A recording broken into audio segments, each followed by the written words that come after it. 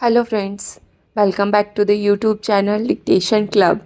आज का डिक्टेशन आनंद मासिक पत्रिका अंक 7 से लिया गया है, जो कि 3 अलग अलग स्पीड में होगा, जो कि रहने वाली हैं 80 शब्द प्रति मिनट, 90 शब्द प्रति मिनट और 100 शब्द प्रति मिनट।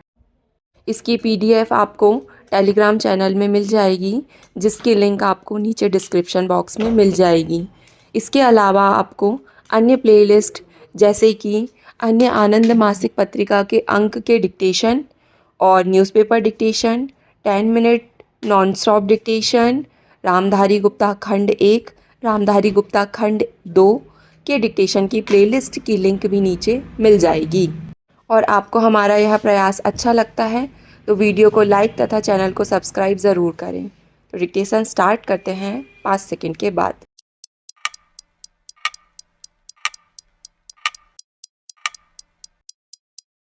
महोदय, हम देश के सभी भागों से यहाँ एकत्र हुए हैं जिससे हम इतिहास के उन क्षणों में फिर जी सकें जब सामंतवाद और विदेशी शासन के लंबे अंधकार से भारत ने स्वाधीनता और लोकतंत्र के आलोक में आँखें खोली थी। हम यहाँ आभारपूर्वक उन्हें स्मरण करने को आए हैं जो हमारी दीर्घ परंपरा के संवाहक रहे हैं। हमारे राष्ट्रपिता ने हमारे प्राचीन मूल्यों और परंपराओं की पुनर्व्यवस्था की और उन आदर्शों को जो अप्राप्य प्रतीत होते थे राजनैतिक सक्रियता के शक्तिशाली साधनों में बदल दिया। उनका संदेश शहरों और गांवों में गूंजा। शिक्षितों को उसने प्रेरणा दी, सीधे साधे लोगों को समझ दी और दमित आकांक्षाओं को जगा दिया। हमारा आंदोलन अहिंसक था। उसने हमारी जनता के उन गुणों को उजागर किया जिनके विषय में सोचा भी नहीं जा सकता था और साहस के अनेक रूपों को उद्घाटित किया। प्रत्येक भारतीय ने एक ऐसे सत्कार्य में योगदान करके जो उसकी कल्पना से कहीं ज़्यादा विशाल था, अपने व्यक्तित्व को नए आयाम छूते हुए पाया। कुछ समूहों ने सशस्त्र संघर्ष के अधिक प्रचलित पथ को अपनाया। व्यक्तिगत साहसिकता और आत्मोत्सर्ग के अनेक उदाहरण देखने को मिले।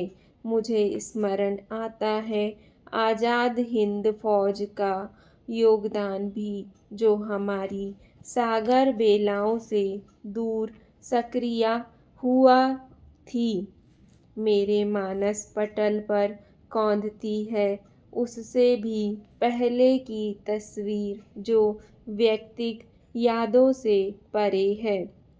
1857 का महान स्वाधीनता संग्राम, उसका तात्कालिक कारण क्या था यह महत्वपूर्ण नहीं है। शायद अवचेतन में कहीं गहरे जाति और धर्म की भावनाओं के पीछे जो कुछ आंदोलित था वह था अपनी पहचान की खोज। एक अद्वितीय शताब्दी थी वह, उसमें अत्याचार की कालिमा को जगमग बना रहा था महान बौद्धिक का प्रकाश। उसमें जो धर्मनिष्ठ थे वे क्रांतिकारी भी थे।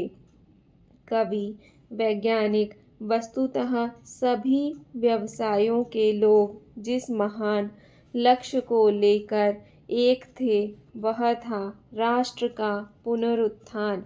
अंततः उन अनगिनत अज्ञात और अश्रुत नर नारियों ने, जिन्होंने अपनी गिनती से ही नहीं वरन अपनी समर्पण भावना से भी हमारे लक्ष्य के प्रति अपना योगदान दिया, सफलता को वरण किया।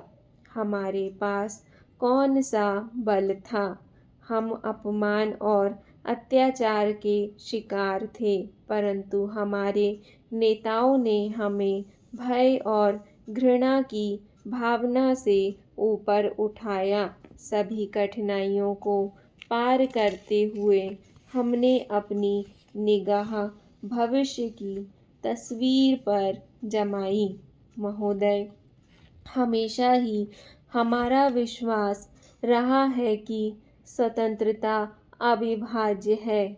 विश्व में जहाँ कहीं भी मुक्ति आंदोलन छिड़े हैं, हम उनके संपर्क में रहे हैं और हमने उन्हें अपना योगदान दिया है। आज हम उन अनेक एशियाई और अफ्रीकी देशों के साथ अपनी एकता को दोहराते हैं, जो हमारे साथ साथ या कुछ ही समय बाद स्वाधीन हुए, जिनमें सबसे नया है बांग्लादेश, और हम उनके भी साथ हैं, जो अभी भी आज़ादी या अपने विकास के संघर्ष के लिए कर रहे संघर्ष हैं।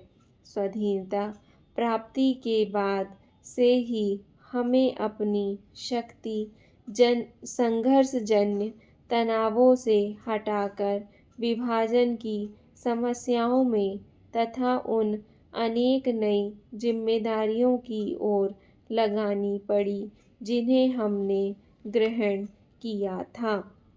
उस रात्रि जवाहरलाल नेहरू ने एक भविष्य दृष्टा के भाव में कहा था, भविष्य हमारे लिए आरामदेह और सुविधाजनक नहीं, बल्कि अटूट प्रयास वाला होने जा रहा है, जिससे हम उन प्रतिज्ञाओं को पूर्ण कर सकें, जिन्हें हमने कितनी बार ही दोहराया है।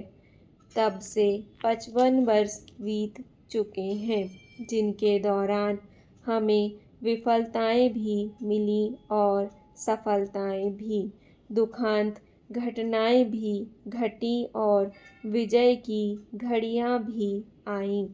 फिर भी हम इस अकाट्य तथ्य पर गर्व कर सकते हैं कि चुनौतियों के लंबे सिलसिले के बावजूद आज हम राजनैतिक, आर्थिक, सामाजिक सभी दृष्टियों से अधिक मजबूत हैं।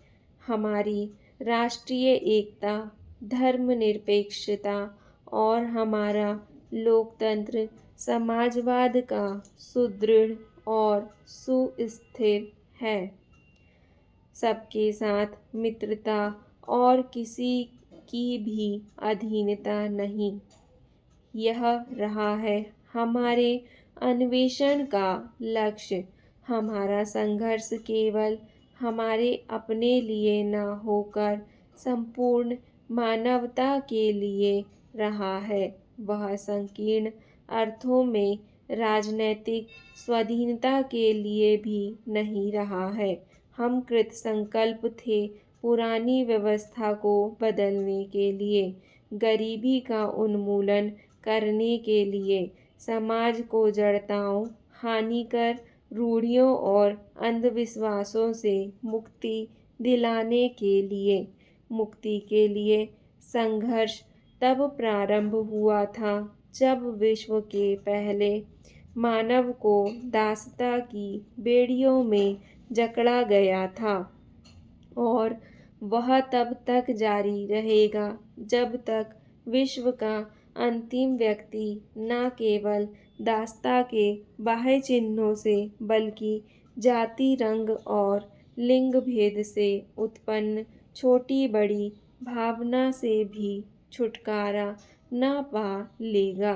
जो लोग आंतरिक भाव से स्वाधीन हैं, वे ही मुक्ति के ध्वजवाहक और भविष्य के पथ प्रदर्शक बन सकते हैं। हम जिस महानता के लिए प्रयत्नशील हैं, वह सैनिक शक्ति नहीं, वरन शांति है। हमारे देश में स्वतंत्रता के इतने वर्षों बाद भी हमारे जनसंचार माध्यम अधिकांशतः उन लोगों के अधिकार में है जिन्होंने अपनी शिक्षा और दीक्षा या तो पब्लिक स्कूलों से प्राप्त की है अथवा विदेशी सभ्यता में और संस्कृति के साए में। केरल, पश्चिमी बंगाल, महाराष्ट्र और कुछ हद तक तमिलनाडु और अन्य प्रदेशों को छोड़ दें तो सारे देश में अंग्रेजी पत्रिकाओं का ही बोलबाला है। हमारी नीतियों का निर्धारण करने वाली नौकरशाही एक तो स्वयं ही पश्चिमी सभ्यता के साए में पली है, दूसरे उसे अपनी नीतियों के निर्धारण में जिस जानकारी और सम्मति की आवश्यकता होती है वह उससे अधिकांशतः अंग्रेजी पत्र पत्रिकाओं के माध्यम से प्राप्त होती है, जिन पर विदेशी प्रभाव स्पष्ट लक्षित होता है। कहना न होगा कि ऐसे में हमारी नीतियों के निर्धारण में जनमत कैदी बनकर रह गया है। अतः आज आवश्यकता है देशी और प्रादेशिक भाषाओं के सशक्त जनसंचार माध्यमों की, जो भारतीय जनता की वाणी बन सकें। आज देश की अखंडता को अक्षुण्ण बनाए रखने, राष्ट्रीय भावना को मजबूत करने, सामाजिक आर्थिक बुराइयों को दूर करने, धर्मनिरपेक्षता की भावना को बल देने, समाज में विभिन्न लोगों को एक दूसरे के करीब लाने और क्षेत्रीय भावना को समाप्त करने तथा जनतांत्रिक ढांचे को बनाए रखना अत्यंत आवश्यक ही नहीं, अनिवार्य भी है।